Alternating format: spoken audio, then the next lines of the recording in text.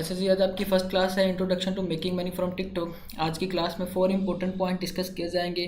सबसे पहला पॉइंट होगा क्रिएटिविटी बीटा प्रोग्राम या क्रिएटर फंड क्या चीज़ है। ठीक है, आप सबने सुना तो बस यही होगा कि क्रिएटिविटी बीटा प्रोग्राम मोनोटाइज होने वाला अकाउंट है या मोनोटाइज होने वाली टिकटॉक है। ठीक है, लेकिन यहाँ पे हमारे पास एक और प्रोग्राम भी आ जाता है जिसे हम क्रिएटर फंड कहते हैं। ठीक है, दोनों सेम प्रोग्राम है, कोई डिफरेंस नहीं है। क्रिएटिविटी बीटा प्रोग्राम और क्रिएटर फंड दोनों के दोनों सेम प्रोग्राम है, लेकिन ये कि कुछ कंट्रीज़ के अंदर टिकटॉक ने इसे क्रिएटर फंड के नाम से अनाउंस किया और कुछ कंट्रीज़ के अंदर इसे क्रिएटिविटी बीटा प्रोग्राम के नाम से अनाउंस किया। अब यहाँ पे फ्रांस है, फ्रांस के अंदर इसे क्रिएटर फंड कहते हैं। बाकी जो अदर कंट्रीज़ हैं, यूएसए या यूके या इटली या स्पेन है, इसमें क्रिएटिविटी बीटा प्रोग्राम के नाम से इन्होंने अनाउंस किया। दोनों प्रोग्राम सेम ही है, क्योंकि आगे जाकर जब आप अकाउंट्स क्रिएट करोगे तो कुछ के अकाउंट्स के ऊपर क्रिएटर फंड शो होगा, कुछ के अकाउंट्स के ऊपर क्रिएटिविटी बीटा प्रोग्राम शो होगा। तो यह कि दोनों सेम ही है, कंफ्यूज होने वाली कोई बात नहीं है इसके अंदर।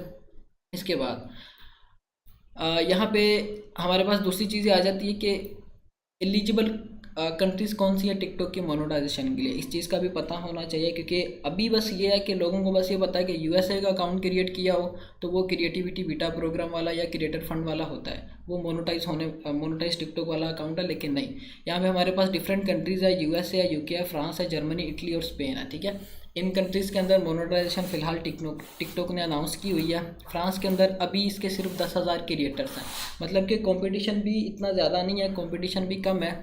अभी टाइम है इस प्लेटफॉर्म की तरफ मूव ऑन करने का। फेसबुक का तो ये सिस्टम अभी फ़िलहाल हो गया है कि काफ़ी ज़्यादा कंपटीशन है। रील्स, एड्स और रील्स पे जो काम कर रहे हैं, कोई भी क्रिएटर निकालो उसके 5-5, 6-6 पेजेस निकलते हैं, तो कंपटीशन काफ़ी ज़्यादा होगा। यहाँ पे कोई कंपटीशन नहीं होगा, और जितनी भी चीज़ें मैं आपको ड्यूरिंग लेक्चर्स प्रोवाइड करूँगा वो सब आपने अपने तक ही रखनी है, क्योंकि इसके अंदर कुछ ऐसी चीज़ें भी होनी हैं। अगर वो आप स्पैम करते हो या दूसरों की हेल्प के थ्रू ही करते हो, मतलब कि आप अपने तरफ से तो माइंडसेट ये बनाया कि मैं इसकी हेल्प करना चाह रहा हूँ, लेकिन ये ना हो कि जिसकी आप हेल्प कर रहे हो वही आगे जाके इस चीज़ों को स्पैम कर दे। तो ये होगा कि फिर आप अपने पाँव पे खुद ही कुल्हाड़ी मारोगे। अपनी बताई हुई चीज़ें जो मैं आपको बताऊँगा वो आपने सिर्फ अपने तक ही रखनी। ठीक हो गया। अब यहाँ पे नेक्स्ट चीज़ आ जाती है हमारे पास, जो इनकी ऑफिशियल वेबसाइट है। इसमें इन्होंने बताया है कि आप किस तरह से एलिजिबल हो सकती हो क्रिएटिविटी बीटा प्रोग्राम या क्रिएटर फंड के लिए। ठीक है, ये जो फर्स्ट पॉइंट इन्होंने लिखा हुआ, creator will need at least 100K authentic video views in last 30 days to be eligible to the program of creator fund. मतलब कि जैसे फेसबुक के ऊपर है कि 60 दिन के बाद आपका वॉच टाइम ड्रॉप हो जाता है, वैसे ही यहाँ पे है कि 1 मंथ के बाद जो आपके 1 लाख व्यूज़ कंसीडर हुए होने हैं वो भी ड्रॉप हो जाने हैं। इसका जो क्राइटेरिया फ़िलहाल इस तरह का कि जैसे फेसबुक के ऊपर रील बोनस का क्राइटेरिया था, उसी तरह का क्राइटेरिया यहाँ पे आपके 1 लाख व्यूज़ कंप्लीट होंगे, आप इस प्रोग्राम के लिए एलिजिबल हो जाओगे। 10,000 फॉलोअर्स कंप्लीट करते हो, आप मोनेटाइजेशन के लिए अप्लाई कर सकते हो। ठीक है, ये चीज़ है। इसके बाद दूसरा पॉइंट इन्होंने ये मेंशन किया हुआ है, सिर्फ मेन इंपॉर्टेंट पॉइंट्स में हाईलाइट करूँगा। दूसरा पॉइंट इन्होंने ये बताया कि क्रिएटिविटी बीटा प्रोग्राम अभी अपनी अर्लियर स्टेजेस के अंदर है, मतलब कि इस प्लेटफॉर्म के ऊपर अभी कॉपीराइट वाला इतना कोई चक्कर नहीं है। ठीक है, आप इस प्लेटफॉर्म पे किस तरह की वीडियोस या किस तरह के क्रिएटर्स फाइंड करके लगा सकते हो, वो सारी चीज़ें मैं आगे 3rd क्लास के अंदर बताऊंगा, अकाउंट के कंटेंट फाइंडिंग के अंदर। ठीक है, उसके अंदर आपको सारी चीज़ें क्लियर हो जाएंगी कि हमने कंटेंट कहाँ से लेना है, किस तरह से उसे एडिट करना है, किस तरह से आगे अपलोड करना है। उससे प्रीवियस क्लास में आपको इस चीज़ का आइडिया हो जाएगा कि हमने अकाउंट किस तरह से क्रिएट करना है, क्रिएटिविटी बीटा प्रोग्राम वाला मैनेज कैसे करना है, कौन कौन सी चीज़ें हैं जो कि हमारा आईपी स्पैम कर देती हैं। सारी चीज़ें अगली क्लास के अंदर होगी। फर्स्ट क्लास है इंट्रोडक्शन बेस्ड पे कि क्या नॉलेज है जो कि आपको होनी चाहिए इस प्रोग्राम के रेलेवेंट। ठीक है, नेक्स्ट पॉइंट इन्होंने ये बताया हुआ है कि किस तरह के क्रिएटर या किस तरह की कम्युनिटी इस प्रोग्राम के लिए एलिजिबल है और कौन कौन सी सबसे हाईली रिकमेंडेड निशीज़ हैं टिकटॉक के ऊपर। सबसे पहले हमारे पास इन्होंने ये चीज़ बताई हुई है कि कैट्स ऑफ कॉमेडियंस, मतलब कि अब टिकटॉक एंटरटेनमेंट वाला प्लेटफॉर्म है। लोग यहाँ पे सिर्फ एंटरटेन होने के लिए आते हैं या अपनी वीडियोस को अपलोड करते हैं, लोगों को एंटरटेन कर, मतलब कि सही एंटरटेनमेंट वाला प्लेटफॉर्म है ये। तो सबसे ज़्यादा यहाँ पे जो क्रेज़ है वो कॉमेडी का है। ठीक है, कॉमेडी सबसे ज़्यादा टिकटॉक के ऊपर। अब आपने भी क्रिएटर इसी तरह के निकालने हैं जो कि कॉमेडी को ही प्रमोट करते हो या कि कॉमेडी वाला कंटेंट बनाते हो। अब जब 2016 के अंदर सितंबर में फर्स्ट टाइम टिकटॉक लॉन्च हुई थी, तो ये दोयान के नाम से लॉन्च हुई थी, जो कि चाइना की अभी टिकटॉक है। ठीक है, फिर आगे जाके इन्होंने इस चीज़ को चेंज कर दिया। चाइना और जापान के लोगों के लिए इन्होंने दोयान एप्लीकेशन को सेपरेट कर दिया है, और अदर एशियंस और प्रीमियम कंट्रीज़ वाले जैसे यूएसए यूके वाले हैं, इनके लिए इन्होंने टिकटॉक के नाम से अनाउंस कर दी। अभी फ़िलहाल दोयान के ऊपर कोई इस तरह का प्रोग्राम नहीं है, सिर्फ अभी इन्होंने टिकटॉक के लिए इस तरह का प्रोग्राम अनाउंस किया है, क्योंकि टिकटॉक के ऊपर पॉपुलेशन ज़्यादा है।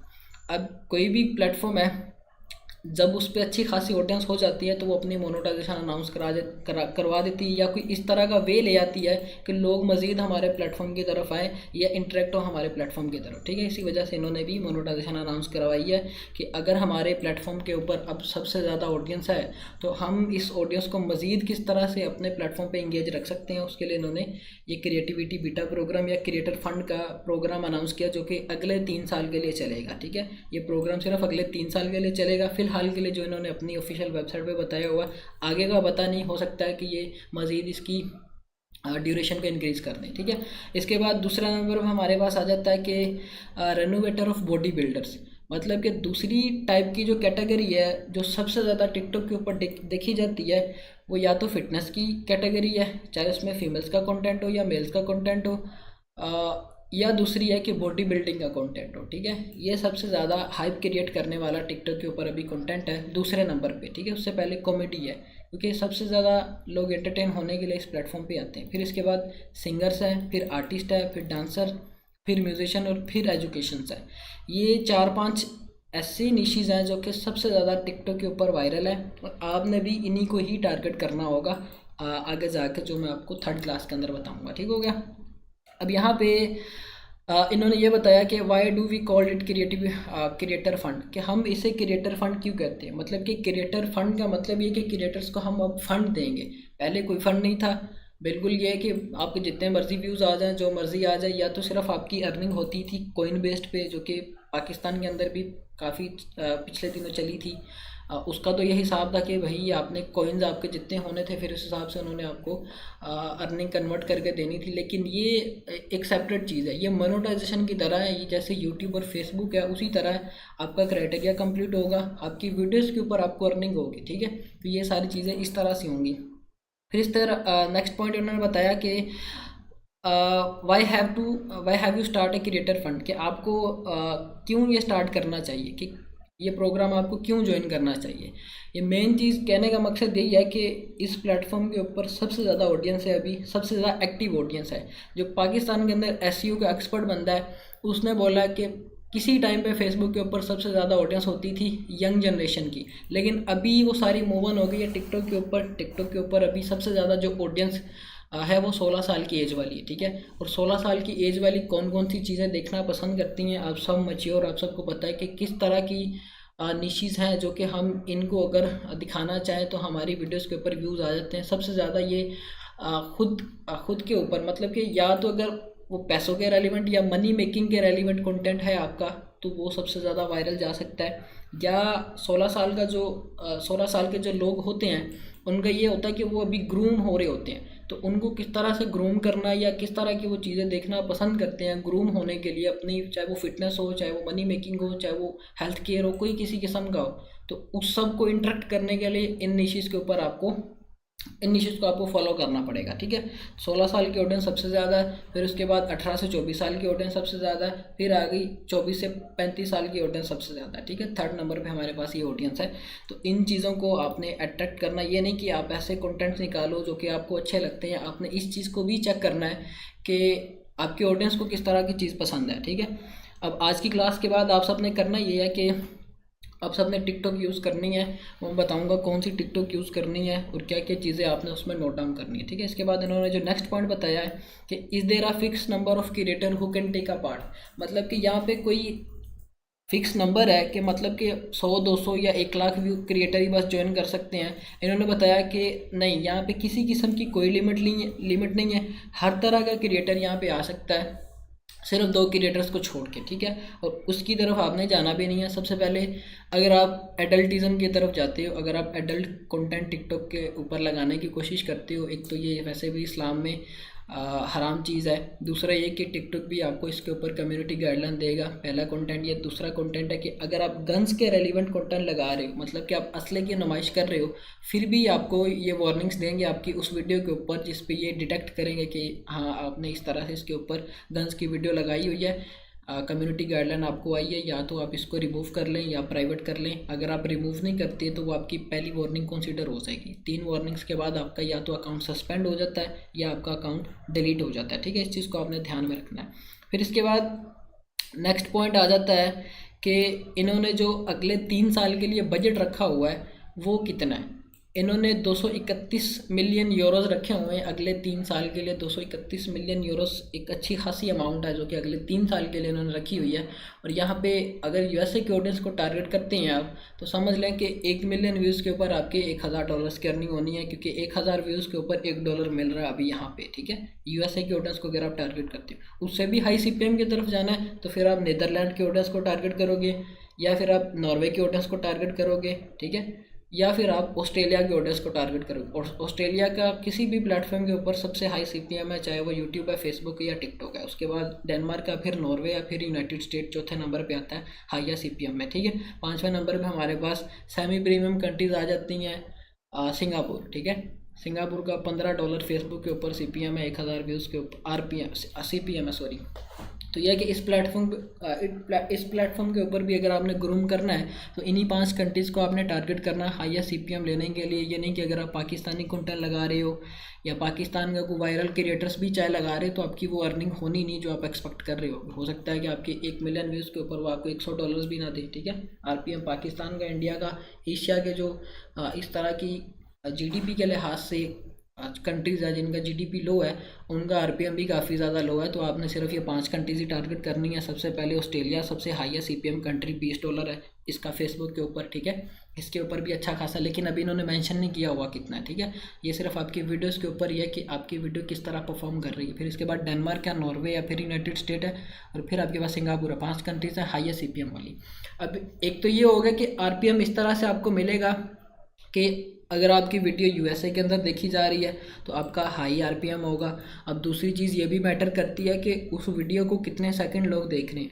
ये ना हो कि आपकी 1 मिनट की वीडियो है उसको लोग 3-4 सेकंड देख रहे हैं, तो वो चाहे आपका जितना मर्जी हाई आरपीएम हो, क्वालिफाइड व्यूज़ आपके बहुत कम कंसिडर होने हैं उसके अंदर। ठीक है, मैं यहाँ पे दिखाता हूँ आपको आरटीपी के अंदर कि ये चीज़ किस तरह से इम्प्लीमेंट करती है। आरपीएम आपका किस तरह से अर्निंग के ऊपर मैटर करता है। ठीक है, एक पाकिस्तानी कंटेंट है, पाकिस्तानी कंटेंट की अर्निंग और तरह की होगी अगर आप पाकिस्तानी ऑडियंस को टारगेट करते हो, और यूएसए की ऑडियंस है उसकी अर्निंग और तरह की होगी। ये नहीं कि आप बस यही कंसीडर कर रहे हो कि अगर पाकिस्तान की ऑडियंस पे भी काम किया जाए तो आरपीएम हमारा अच्छा ही मिलना है, पाकिस्तानी ऑडियंस पे आपको आरपीएम अच्छा नहीं मिलना। ठीक है, तो ये चीज़ आपने ध्यान में रखनी है, क्योंकि अभी यहाँ पे जो आरपीएम चल रहा है पाकिस्तानी ऑडियंस का वो सेंट्स के अंदर, सेंट्स से भी कम चल रहा है, 0.038, फिर आगे जाके 10 आता है।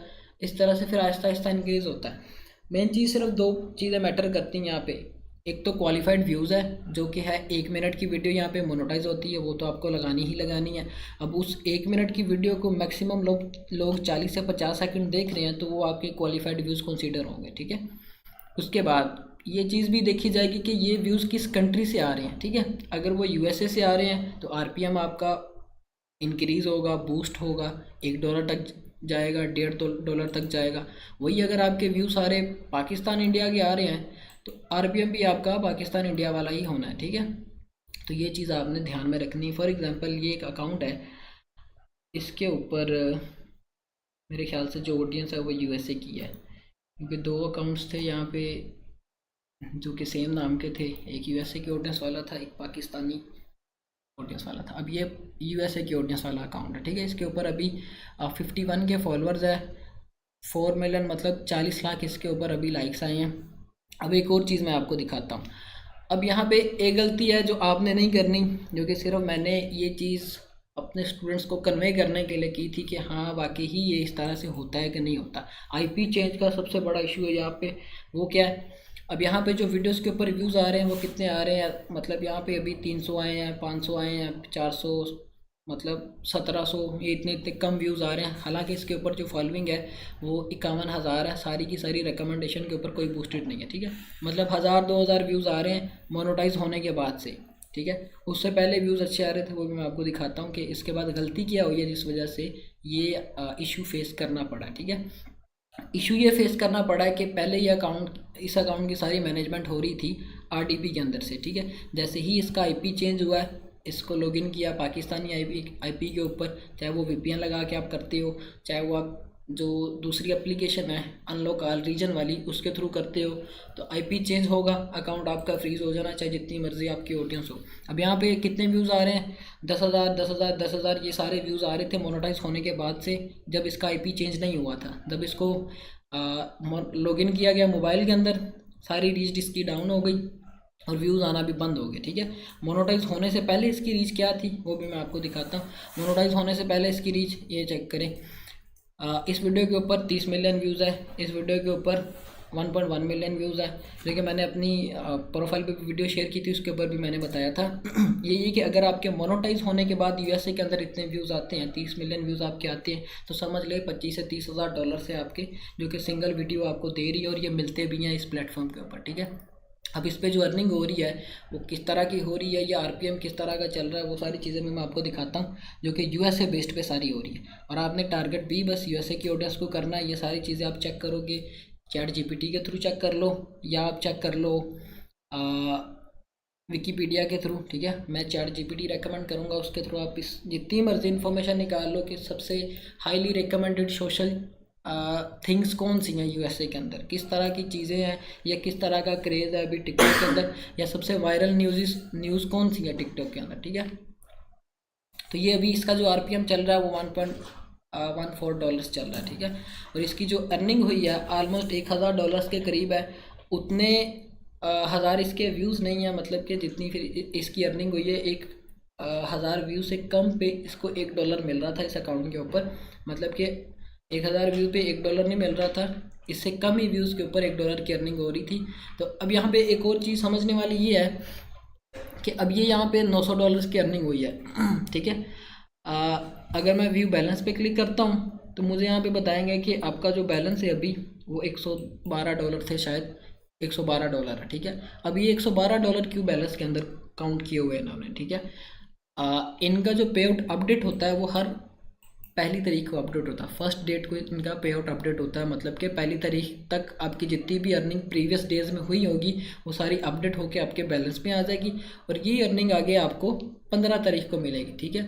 अब ये $112 मुझे इस 15 तारीख को मिलने हैं, और आगे जो मेरी $900 की अर्निंग हुई है वो मुझे मिलनी है अगले मंथ की फर्स्ट तारीख को, जब ये सारी अर्निंग बैलेंस में काउंट हो जाएगी। फिर अगले मंथ की 15 तारीख को मुझे जो दूसरी अर्निंग है $900 की वो मिलेगी। आप सबका भी यही सारा होगा। तो ये है कि पेपल भी अब किसी भी कंट्री का लगा सकते हो, कोई इशू नहीं है। जिनके पास पेपल नहीं है वो इस तरह से करे कि जिनके रेलिवेंट्स गए हुए हैं आउट ऑफ कंट्रीज, आप उनको बोलो कि हमें आप पेपल बना के उनकी लॉगिन दे दें। लॉगिन में आपने क्या लेना, उनसे जीमेल लेनी और उसका पासवर्ड ले लेना, ठीक है। और कोई किसी किस्म की चीज़ रिक्वायर्ड नहीं है, ना ही आपने बूस्टेड वे से क्राइटेरिया कंप्लीट करना है। पहले था कि जब ये प्रोग्राम स्टार्ट किया था तो बूस्टेड वे से भी क्राइटेरिया कंप्लीट करने से अच्छे व्यूज़ आ जाते थे, लेकिन ये कि एल्गोरिदम अपडेट किया इन्होंने, जैसे कि इन्होंने वेबसाइट पर बताया कि हम डेली बेसिस पे स्लोली अपने एल्गोरिदम पे काम कर रहे हैं, इसको बेहतर कर रहे हैं। एक ना एक दिन जाके यहाँ पे भी कॉपीराइट ख़त्म होना, लेकिन अभी यहाँ पे स्टार्ट है जैसे फेसबुक पे स्टार्ट था, ठीक है। तो आप यहाँ से बहुत बड़ी अपॉर्चुनिटी है, अर्निंग कर सकते हो, ठीक है। तो यह है कि सिर्फ आपके पास पेपल हो, आरडीपी है आपके पास तो वेल एंड गुड है। आरडीपी भी आपने एमुलेटर वाली लेनी, जिनके पास नहीं है उन्होंने क्या करना है कि या तो कोई पेड वीपीएन ले लें। पेड वीपीएन लेने के बाद जैसे नोड वीपीएन है इसके अंदर होगा, नोड वीपीएन आप ले लो पेड। उसके बाद आप अपने कंप्यूटर के अंदर एलडी प्लेयर इंस्टॉल कर लो। एलडी प्लेयर ब्लू स्टैक से भी लाइट सॉफ्टवेयर है, ठीक है। ये एसेसरीज आपने कंप्लीट करनी है सेकंड क्लास से पहले, क्योंकि अगर ये एसेसरीज कंप्लीट नहीं होंगी सेकंड क्लास आपकी हो भी जाएगी तो आपको समझ नहीं आएगी कि क्या किया और किस तरह से हमने करना, ठीक है। एलडी प्लेयर आपके पीसी में हो या फिर आपके पास आरडीपी हो एमुलेटर वाली, दोनों में से कोई एक चीज़ होनी चाहिए। अगर अपने पीसी में करना है तो आपके पास साथ एक नोड वीपीएन भी होना चाहिए, और वहीं पे रह के अपनी सारी अपनी एक्टिविटी करनी है। नोड वीपीएन भी कोई स्पैम वाला नहीं लेना, कि लोग जो सेल करते हैं वो या तो टेलीग्राम से उठा के आपको देते हैं या आपको वो देते हैं फेक वेबसाइट से उठा के। वो कुछ देर चलता है, उसके बाद 1-2 दिन चला, उसके बाद उसने बंद हो जाना। फिर जो जिससे आपने VPN लिया वो आपकी बात भी नहीं सुनता, ठीक है। तो ये चीज़ आपने अपनी एसेसरीज कंप्लीट करनी है। इसके बाद हमारे पास जो नेक्स्ट पॉइंट आ जाता है जो कि क्राइटेरिया है, who is eligible for creativity beta program. Countries कौन कौन सी हैं? USA, UK, France, Italy, Spain, ठीक है। ये आपकी कंट्रीज़ हैं जिनके अंदर आपकी मोनेटाइजेशन एलिजिबल है। आप इन कंट्रीज़ के IP पे रह के अपना अकाउंट क्रिएट करोगे क्रिएटिविटी बीटा प्रोग्राम वाला, जो कि मैं नेक्स्ट क्लास में बताऊंगा। उसके बाद आपके अकाउंट के ऊपर 18 साल से ऊपर की डेट होनी चाहिए। यहाँ पे एक चीज़ आपने ध्यान में रखनी है कि जो जीमेल्स आप यूज़ करोगे उनकी डेट ऑफ बर्थ और आपके अकाउंट की डेट ऑफ बर्थ सेम होनी चाहिए, ठीक है। इसके बाद नेक्स्ट पॉइंट आपके पास आ जाता है कि आपके अकाउंट के ऊपर 10,000 फॉलोअर्स कंप्लीट होने चाहिए, 1 लाख व्यूज़ कंप्लीट होने चाहिए, जो कि लास्ट 30 डेज़ में आपने कंप्लीट करने होंगे। आपके ये क्राइटेरिया कंप्लीट होगा, मतलब आपके 30 दिन के अंदर 1 लाख व्यूज़ कंप्लीट हो गए, फिर आप मोनेटाइजेशन के लिए अप्लाई कर सकते हो। अप्रूवल रेशियो भी सबसे हाई है, मतलब 80 to 90% चांस है कि आपका अकाउंट अप्रूव होगा, रिजेक्ट नहीं होगा। अगर रिजेक्ट होता भी है तो नेक्स्ट टाइम आपका अकाउंट अप्रूव हो जाएगा, ठीक है। इसमें किसी किस्म का नहीं कि अगर एक दफ़ा से रिजेक्ट हुआ तो फिर वो अप्रूव नहीं जल्दी होता। अप्रूवल रेशो भी काफ़ी हाई है यहाँ पे। अब यहाँ पे 1 लाख व्यूज़ वाली जो गेम है ना, इसको आपने थोड़ा सा समझना है।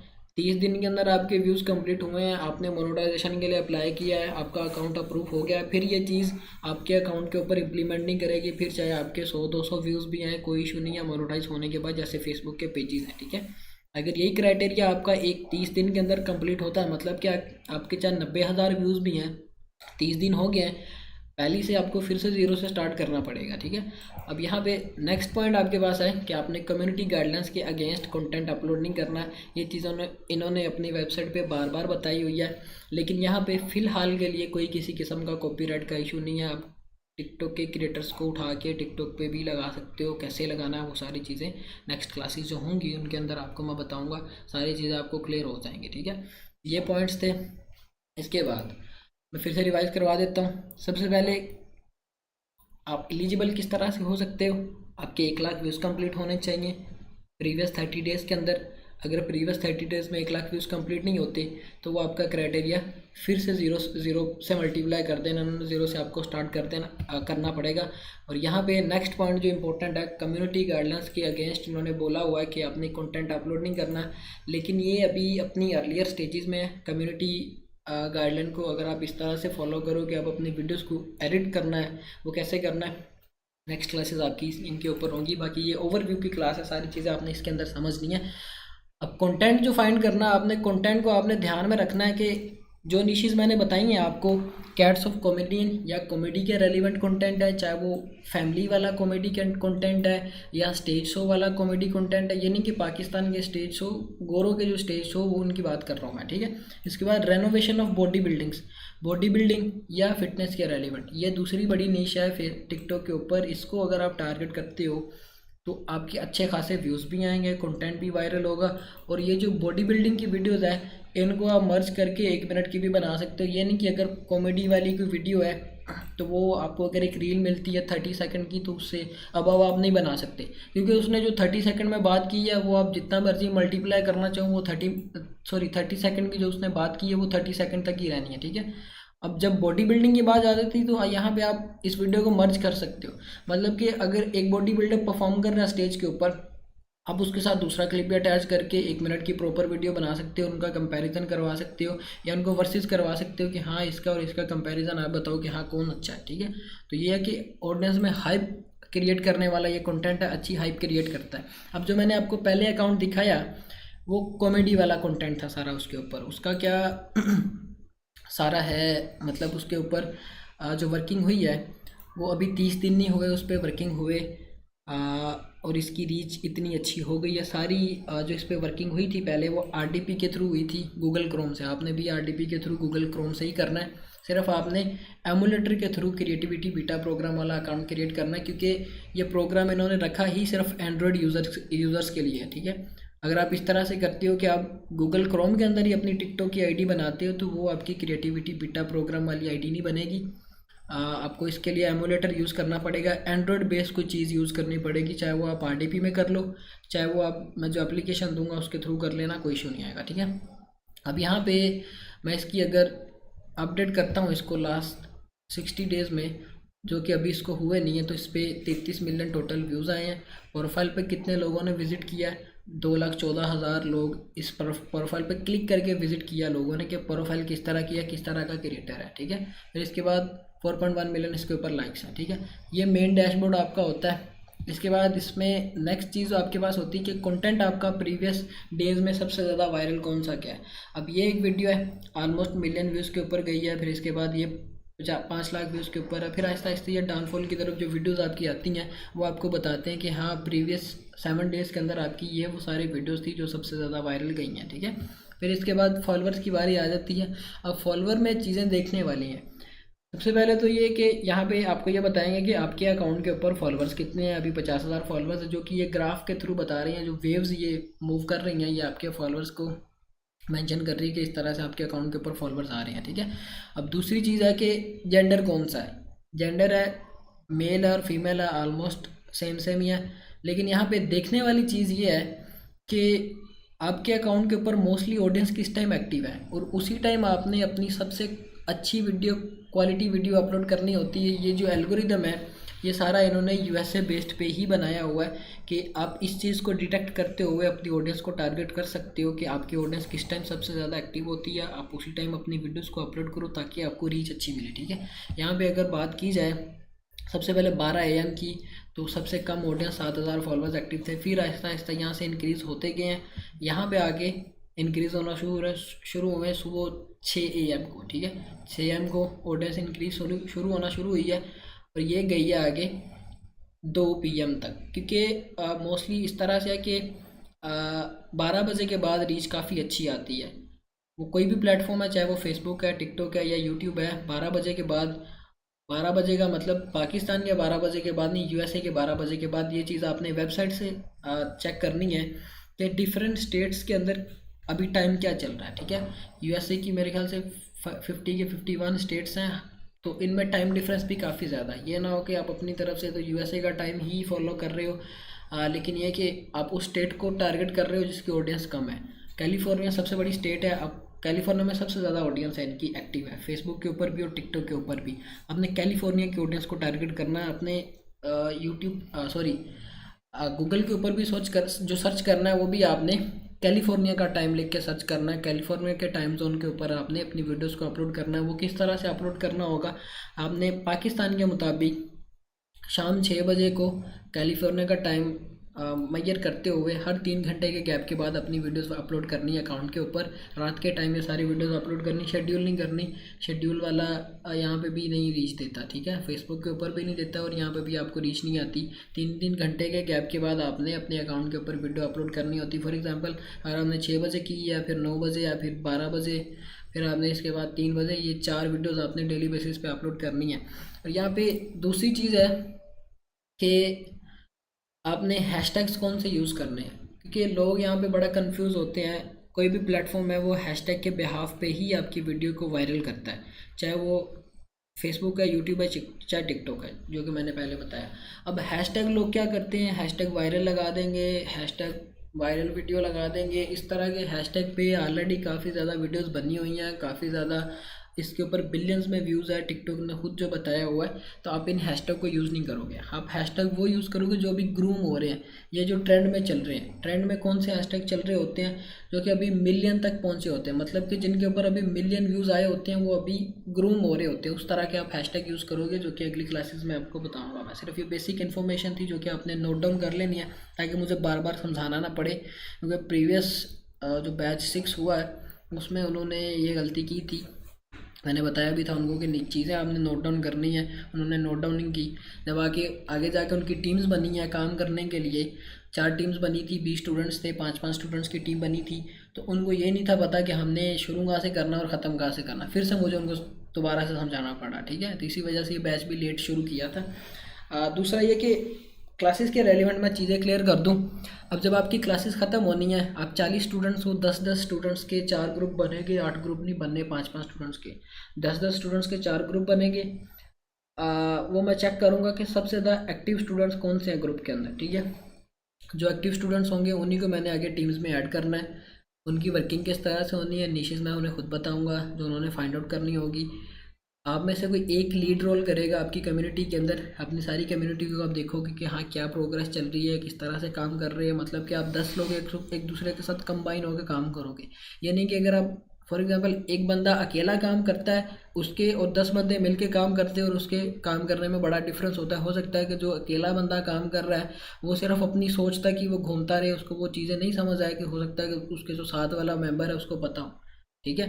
तो ये है कि जब आप 10 मेंबर मिलके काम करोगे तो इस तरह से होगा कि जो चीज़ आपको नहीं आती हो सकता है कि उसका सोल्यूशन आपके टीममेट को आए, ठीक है। और जो लीड रोल करेगा, आपको जो लीड करेगा आपकी सारी टीम की जो अपडेट्स लेगा वो आगे मुझे कन्वे करेगा। जितने भी डेली बेसिस पे क्वेश्चंस होंगे वो मुझे एक नोटपैड पे लिख के शेयर किया करेगा, उनका आंसर मैं आगे उसे किया करूँगा और वही आगे फिर आपको बताया करेगा, ठीक है। क्योंकि अभी इस तरह से कि मेरी व्हाट्सएप पे काफ़ी ज़्यादा मैसेजेस आते हैं तो मैं सिर्फ अभी ग्रुप्स को ही देखता हूँ कि ग्रुप के अंदर क्या एक्टिविटी हो रही है। अगर आप पर्सनली मुझे मैसेज करोगे तो हो सकता है कि मेरी नज़रों के सामने आ भी जाए तो मैं देखूँ ना, क्योंकि पर्सनली ऑलरेडी काफ़ी ज़्यादा मैसेज है। तो मैंने अभी जो कम्युनिटीज़ बनी है मैंने उनको देखना है कि हाँ अभी कम्युनिटी के अंदर क्या काम हो रहा है, ठीक है। कम्युनिटी के अंदर जो आपका क्वेश्चन होगा मेरी नज़र के सामने आया तो मैं उसका लाजमी से रिप्लाई करूँगा। अगर वही क्वेश्चन आप प्राइवेट भी कर रहे हो ग्रुप में भी कर रहे हो तो फिर वो सही से नहीं काम करेगा, ठीक है। तो ये समझ लो कि मुझे भी परेशान करने वाली बात और ख़ुद को भी परेशान करने वाली बात है। तो आज की क्लास के बाद आपकी कम्युनिटी मैं ओपन कर दूँगा, आपके जितने भी क्वेश्चंस होंगे आप उसमें करोगे। कल का जो आपका टास्क है वो ये है कि आपने अपनी एसेसरीज कंप्लीट करनी है। या तो आप आरटीपी ले लो एमुलेटर वाली, या फिर आप वीपीएन ले लोगे, पेड नोड वीपीएन ले लो और अपने पीसी में काम कर लो एलडी प्लेयर के थ्रू, क्योंकि ये लाइट सॉफ्टवेयर है, मोस्टली लो एंड पीसीस के ऊपर भी चल जाता है। सारी अपलोडिंग भी आप यहीं से करोगे, ठीक है। आज की क्लास ख़त्म होगी। अब जिनके जो क्वेश्चंस हैं वो वन बाय वन आप हैंड रेज करके कर सकते हो, ठीक है। जी उसामा, क्या क्वेश्चन आपका? अस्सलाम वालेकुम मोहसिन, थैंक यू यार, बहुत अच्छी क्लास थी। मुझे ये बताएं कि आपने एलडी प्लेयर और नॉर्ड वीपीएन का तो बता दिया, मुझे ये बताएं कि आरडीपी एमुलेटर वाली कहाँ से परचेज की जा सकती है, रीजनेबल कोई रिसोर्स या वेबसाइट? अच्छा, मैं आपको आपके ग्रुप के अंदर ही नंबर शेयर कर दूंगा, क्योंकि अगर आप वेबसाइट से बाय करते हो चाहे वो जैन वाले हैं वो आपको या तो शेयर दे देंगे या प्राइवेट भी आप ले लेते हो तो वो आपको तंग काफ़ी ज़्यादा करती है, वो अच्छे से नहीं चलती। अब ये जो मैं यूज़ कर रहा हूँ 8 GB 8 कोर की आरडीपी 5,000 रुपये की 5500 रुपये की मुझे तो दे रहा था, लेकिन अभी उसने रेट अपडेट किए हैं। मैं उसको बोलूँगा जो मेरा सेलर है कि भाई ये मेरी कम्युनिटी के स्टूडेंट्स हैं, इनको आपने कम प्राइस पे देनी है। 6,000 रुपये तक कोशिश करवाऊँगा कि मैं करवा दूँ, ठीक है, कोई इशू नहीं है। मैं आपके ग्रुप में नंबर शेयर कर दूँगा इसका। एक चीज और मुझे बता दें, हम्म। फॉर श्योर लास्ट थिंग ये थी, गूगल वगैरह की आरटीपी भी होती हैं, वो भी चल सकती हैं या जो रिसोर्स आप दे रहे हैं वो बेहतर है? अच्छा, मैं बताता हूँ। अब यहाँ पे 3 तरह की आरडीपीज़ है जो मोस्टली यूज़ होती हैं। माइक्रोसॉफ्ट अजूर की, फिर इसके बाद दूसरी है गूगल क्लाउड की, तीसरी है अमेज़ोन की। अब ये जो गूगल क्लाउड की और अमेज़ोन की आरडीपी है इसके अंदर आपका एमुलेटर नहीं चलता। सिर्फ अमेज़ोन की आरडीपी आपको क्वेश्चन समझ मैं बता आ गया रहा मेरा? हूँ मैं बता रहा हूँ मैं बता रहा हूँ मैं बता रहा हूँ।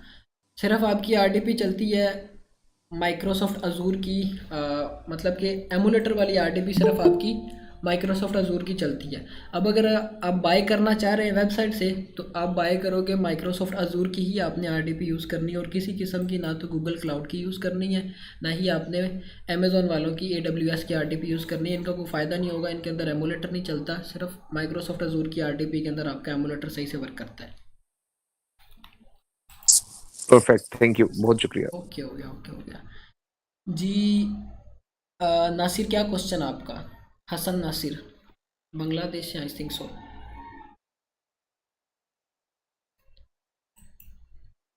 सर जी मेरा क्वेश्चन है, हम्म। मैं जब आरडीपी यूज करूंगा, आरडीपी कुछ दिन बाद तो रिन्यू होता है बा दूसरा आरडीपी लेना पड़ता है, तो उस टाइम पे जो आईपी चेंज होगा इससे व्यूज का फ्रीज होने का चांस है कि नहीं? अच्छा, अब यहाँ पे जो आप आरडीपीज लेते हो वो लेते हो सिर्फ 30 डे यूज़ वाली है जो रिप्लेसमेंट देते हैं 25 दिन की। आप आरडीपी लो रीन्यूएबल, ठीक है। रीन्यूएबल आरडीपी का ये कि आपने उसके अंदर जो भी वर्किंग की होती है, मतलब आपने प्रीवियस 30 डेज में उसमें जितनी भी आईडीज़ लॉगिन की है या जितने भी अकाउंट्स पे काम कर रहे हो, 30 दिन के बाद जब आप रीन्यू करवाओगे तो वो वहीं से उसी आईपी को आगे कंटिन्यू करके देगा, आपको आरडीपी चेंज करके नहीं देगा। इससे आपका आईपी चेंज नहीं होगा, ठीक है। ठीक है। और दूसरी बात है, आप हम्म। जो कम्युनिटी इशू का एक एडल्ट कंटेंट बोला और दूसरी जो कंटेंट बोला वो मेरे को क्लियरली नहीं आया, तो वो क्या था? गन्स का कंटेंट मतलब बंदूकों वाला कंटेंट। अच्छा, ठीक हो गया। ठीक है सर। ओके ठीक ओके। हो गया। अच्छा, सदीम आरडीपी की सर्विस कैसी है? नहीं यार, मैंने बोला भी है कि ये सर्विस प्रोवाइड जो करते हैं वेबसाइट्स पे, इनसे ना लें। आपको एक जो मैं स्पेसिफिक पर्सन दूंगा आप उससे आरडीपी ले लो, या आप सिर्फ नोड वीपीएन के थ्रू अपने पीसी से काम कर लो, क्योंकि ये जो वेबसाइट्स हैं ये आपको बड़ा तंग करती हैं। आपकी प्राइवेसी भी लीक हो सकती है, इस चीज़ की मैं फिर आगे जिम्मेदारी नहीं लूँगा।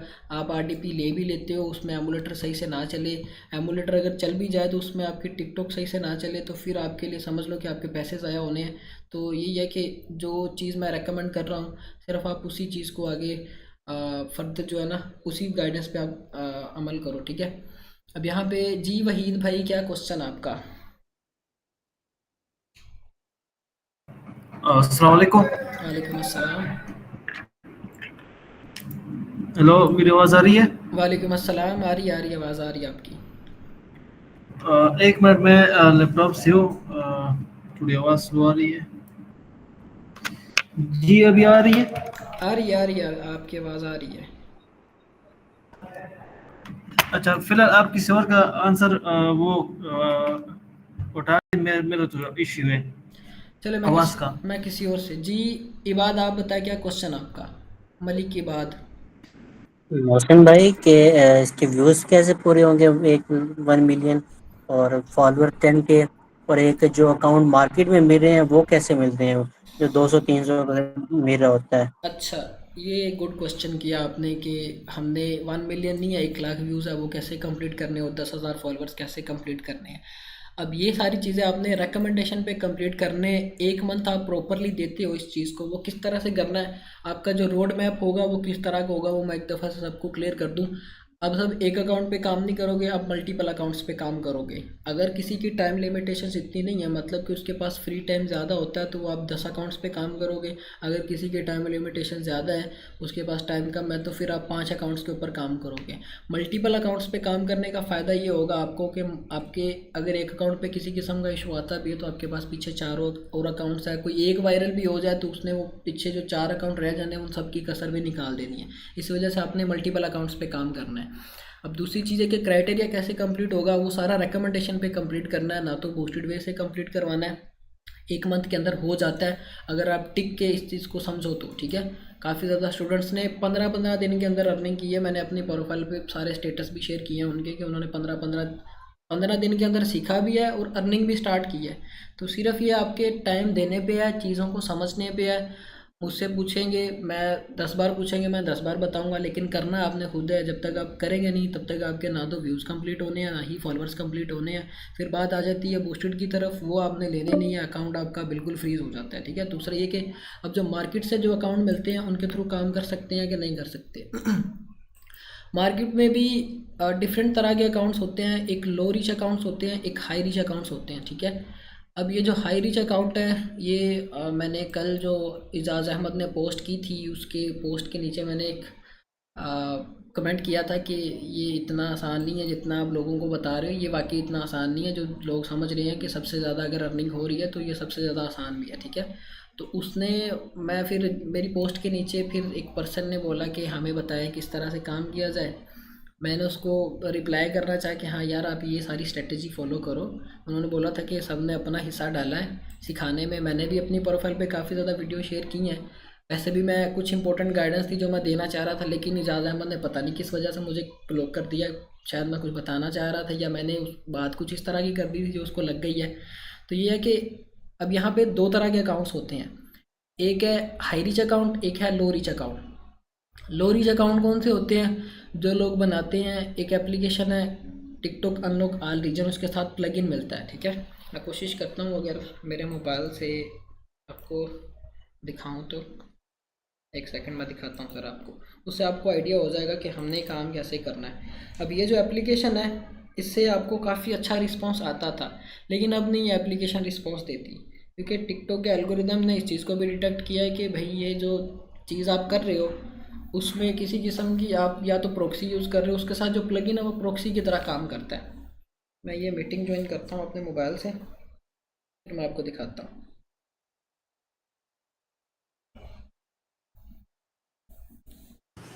मेरे पास वो एप्लीकेशन पड़ी हुई है। अच्छा जी, अब ये है कि एक सेकंड ज़रा, ये आपके पास है प्लगइन, ठीक है। अब इसके अंदर क्या होता है, आपके पास डिफरेंट कंट्रीज़ आ जाती हैं, आप किसी भी कंट्री को यहाँ पे सिलेक्ट करोगे, आपको एक्यूरेट उसी कंट्री का वो कंटेंट दिखाएंगे, ठीक है। और उसके बाद आपने नीचे एक चीज़ को ध्यान में रखना है कि आपने फोर्स रीजन मोड को ऑन करना होता है कि उसी रीजन का आपको वो फोर्स करके कंटेंट दिखाए। फिर उसके बाद उसी की टिकटॉक आपने चलानी होती, जो मैंने अभी आपको अकाउंट दिखाया, वो इस टिकटॉक के अंदर मैंने लॉगिन किया था सिर्फ ये चीज़ चेक करने के लिए कि आईपी पे वाकई ही इस तरह से असर पड़ता है, ताकि मैं ये राइट गाइडेंस अपने स्टूडेंट्स को कन्वे करूँ, तो वाकई ही ये चीज़ इम्पैक्ट करती है। अगर आप अपना आईपी चेंज करते हो तो आपकी रीच बिल्कुल ही डेड हो जाती है, ठीक है। अकाउंट आपने जो बाय करने हैं वो मैं फिर से एक दफ़ा क्लियर करूँ, अकाउंट हाई रीच मिलते हैं, मुझे भी काफ़ी कम मिले थे एक वियतनामी दोस्त से। मैं पता करूँगा, अगर तो वो सेलर एग्री हुआ तो उससे मैं उसका नंबर आपको शेयर कर दूँगा, या तो आप उसे USDT में पे कर देना, या फिर मैं कोई एक्सचेंजर दे दूँगा। वो मेरे ख्याल से पता नहीं, अब मुझे तब अकाउंट दिया था उसने एक 400 रुपये का, ठीक है। हाई रीच अकाउंट होते हैं, उसके ऊपर बैलेंस भी साथ शो करते हैं कि ये आपका बैलेंस है, ठीक है। तो वो अकाउंट और दूसरे जो ये स्पैम वाले बनाते हैं उनमें बड़ा डिफरेंस होता है। तो मार्केट से अगर आप किसी दूसरे से ये 200-300 का अकाउंट बाय करते हो तो वो समझ लो डेड अकाउंट है, वो फ़ायदा नहीं है उनको बाय करने का। अगर बाय करने भी है तो वो हाई रीच वाले अकाउंट बाय करो या खुद बनाओ, ठीक है। जिसने हाई रीच वाले बाय करने हुए, मैं एक दफ़ा से बात करूँगा कि यार मेरे स्टूडेंट्स हैं तो करो थोड़ा सा कुछ, तो 5-5 10-10 अगर होते हुए तो आप सब ले लेना उससे, ठीक है। हॉटमेल पर अकाउंट करें तो कोई इशू तो सर नहीं। वन बाय वन यार, मैंने बोला तो है 1 by 1। एक सेकंड नंबर ही नहीं आ रहा हमारा। मैं बताता हूँ यार, नंबर आएगा, टेंशन क्यों लेते हो। अगर मीटिंग ख़त्म होती भी है तो मैं दोबारा से ज्वाइन करवा के सबके क्वेश्चंस लूँगा, ठीक है। हॉटमेल पे भी अकाउंट बन जाता है और आउटलुक मेल पे भी आपका अकाउंट बन जाता है, ठीक है। अब यहाँ पे सकलैन, आप बताएं क्या क्वेश्चन आपका,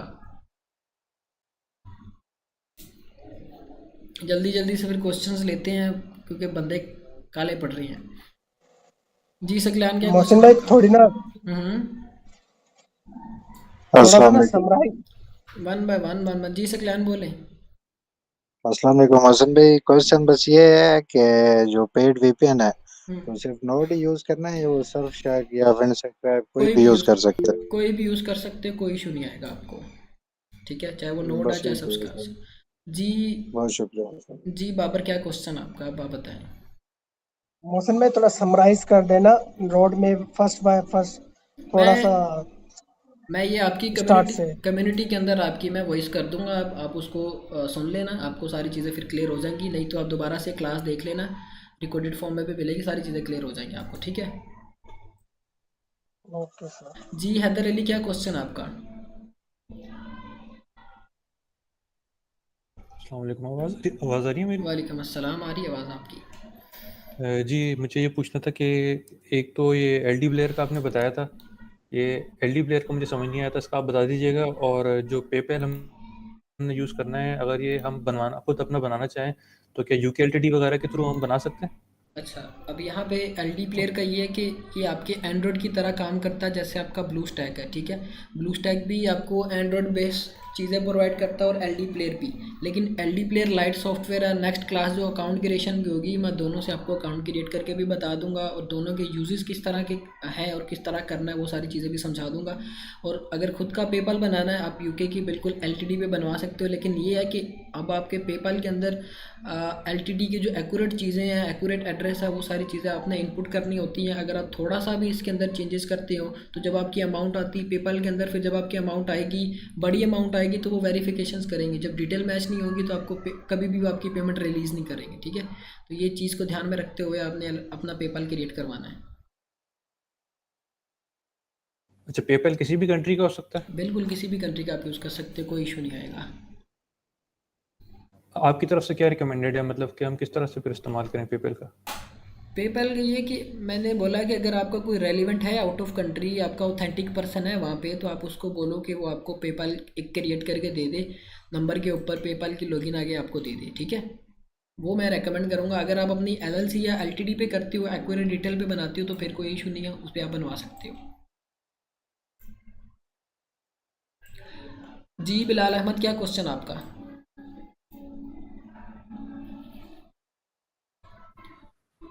ये पूछना चाह रहा था कि अगर हम किसी से मोनेटाइज अकाउंट बाय करते हैं तो वो तो सारी बात है कि आईपी चेंज होगी, तो क्या वो इफेक्ट पड़ेगा? हमें बाय करना चाहिए या अपना खुद को प्ले करना चाहिए? आप कौन सा रिकमेंड करेंगे? नहीं, जो होते हैं हाई रिच अकाउंट जो मैंने अभी बताए हैं, उनका कोई इशू नहीं आता आईपी चेंज होने से भी। अगर आप दूसरे अकाउंट बाय करते हो, ये जो मार्केट में ग्रुप्स के अंदर 2-2, 300 रुपये के दे रहे हैं, उनके चेंज होने से आपको प्रॉब्लम फेस करना पड़ती है, ठीक है। ये जो मैं भी अभी अकाउंट यूज़ कर रहा हूँ वो हाई रिच वाला अकाउंट है। वो बोलता है इसको हाई रिच, या पता नहीं अब किस कैटेगरी का अकाउंट है ये। तो ये अगर आप यूज़ करते हो फिर कोई इशू नहीं आएगा। लेकिन मार्केट में जो भी मिलते हैं तो उनमें पाकिस्तानी आइडियंस होती है, जिस तरह जून एलिया इस तरह की उनकी पोइट्री के रिलेटेड उन्होंने बनाए होते हैं। तो फिर जाहिर बात है हम उनको कंटेंट भी चेंज करेंगे, नाम भी चेंज करेंगे, फिर उनको हम यूएस से ऑडियंस टारगेट करेंगे, तो क्या आसान होगा? मैंने बताया तो है कि पाकिस्तान की ऑडियंस के ये जो मार्केट वाले सेल कर रहे हैं उसके अंदर वो सारा पाकिस्तान का आईपी लगा होता है। पाकिस्तान की ऑडियंस ही आपको दिखानी है। जो मैंने आपको अकाउंट बताए हैं उनके अंदर आपको पाकिस्तान की ऑडियंस नहीं आएगी, ठीक है। ये चीज़ें मैटर करती हैं, लेकिन ये आहिस्ता आहिस्ता आपको आगे जाके समझ हो जाएंगे। इस तरह से आप कंफ्यूज हो जाएंगे अगर आप अभी इस तरह से मिक्सअप करना शुरू हो जाएंगे। जब आपके अकाउंट क्रिएशन की क्लास होगी उसके अंदर आपको चीज़ें क्लियर हो जाएंगी, ठीक है। ठीक है, तो अगर नहीं हम अपना अकाउंट बना के तो बूस्टेड जो फॉलोवर हम ले सकते हैं तो वो काउंट होते हैं कि नहीं होते हैं? वो काउंट होते हैं, लेकिन उसका कोई फ़ायदा नहीं है।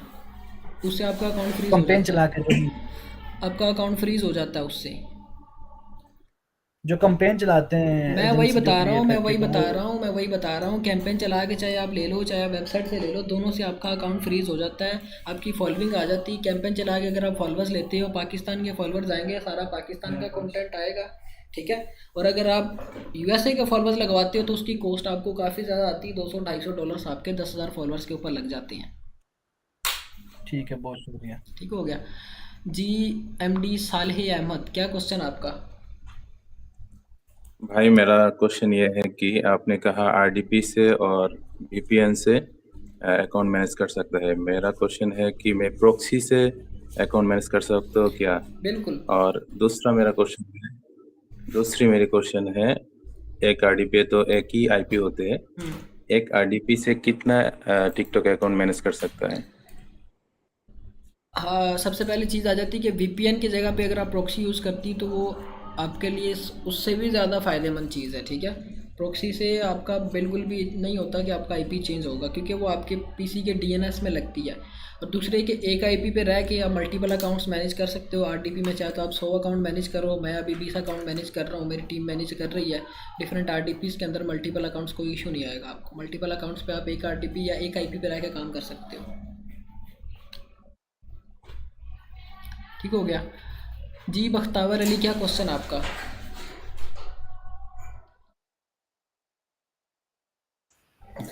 जी अस्सलाम वालेकुम भाई, आवाज़ आ रही है मेरी? वालेकुम अस्सलाम, आ रही है आवाज़ आपकी।